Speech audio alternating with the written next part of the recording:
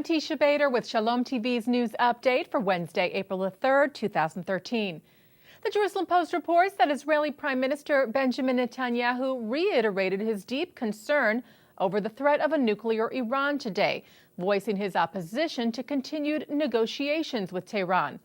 Netanyahu made the comments before meeting with visiting Norwegian Foreign Minister Espen Barth Eide, saying that Iran must not be allowed to develop a model whereby it negotiates while in parallel it develops and threatens to use nuclear arms. There are many important issues in the Middle East, Netanyahu said, such as trying to reach peace with the Palestinians and other regional issues. But they are all overshadowed if Iran believes it has the right to develop nuclear weapons and continues to do so. Our main objective is to prevent that. Eide said that Norway is a member of the International Atomic Energy Agency and is concerned about Iran's lack of cooperation. He said we are allowed to visit sites that are not important, but not those that we are interested in visiting. The comments from Eide and Netanyahu come on the eve of another round of talks between the P5+1, China, Russia, France, Britain, the U.S. plus Germany, and Iran, set for tomorrow in Kazakhstan.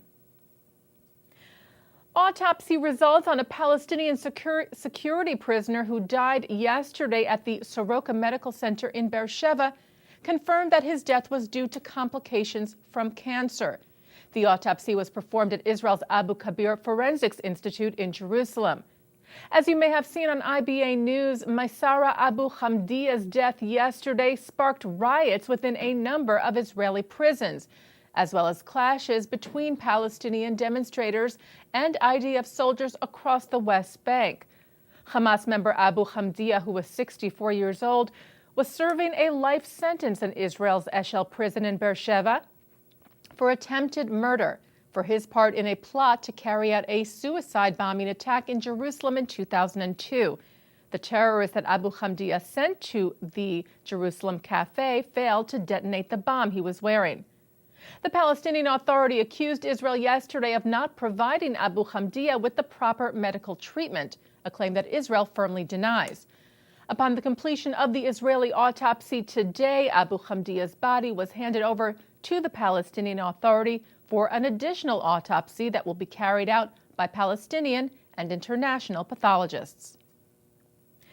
Ynet reports that Israel's President Shimon Peres is scheduled to meet Pope Francis for a work meeting in the Vatican at the end of April. The visit will make Peres the first senior Israeli official to meet the newly elected Pope. The World Jewish Congress today responded to calls from Greece's Golden Dawn Party to boycott Estee Lauder Cosmetics, founded by World Jewish Congress President Ronald Lauder's mother and still run by the Lauder family. The extreme right-wing Golden Dawn group had called for the boycott last week after Ronald Lauder urged Greece to consider a ban of the neo-Nazi group, saying they posed a threat to Greek democracy. Lauder made the comments while speaking at a ceremony in Thessaloniki to commemorate the destruction of the city's Jewish community by the Nazis in 1943.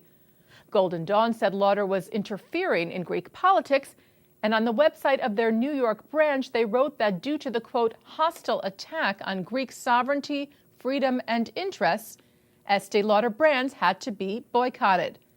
The World Jewish Congress reacted to the call for the boycott today by saying that the words and actions of Golden Dawn were similar to those of the Nazis in Germany 80 years ago, with their first organized boycott of Jewish businesses in Germany on April the 1st of 1933.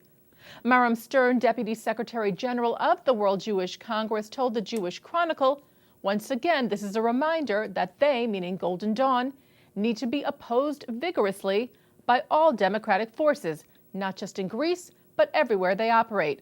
Together with the Greek Jewish community, the World Jewish Congress will continue to speak out against Golden Dawn.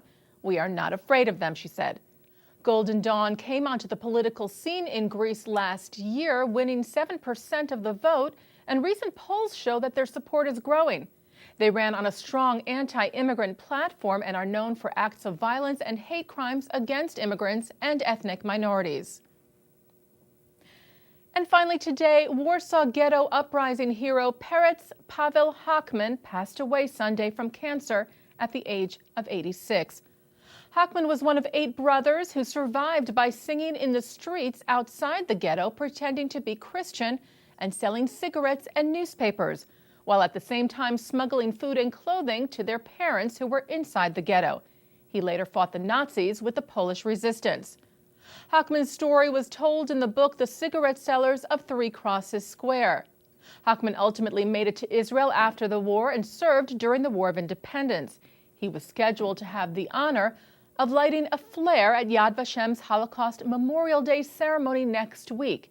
His widow will now light it in his place. Peretz Hochman is also survived by 3 children and 6 grandchildren. And that's Shalom TV's news update for Wednesday, April the 3rd, 2013. I'm Teisha Bader.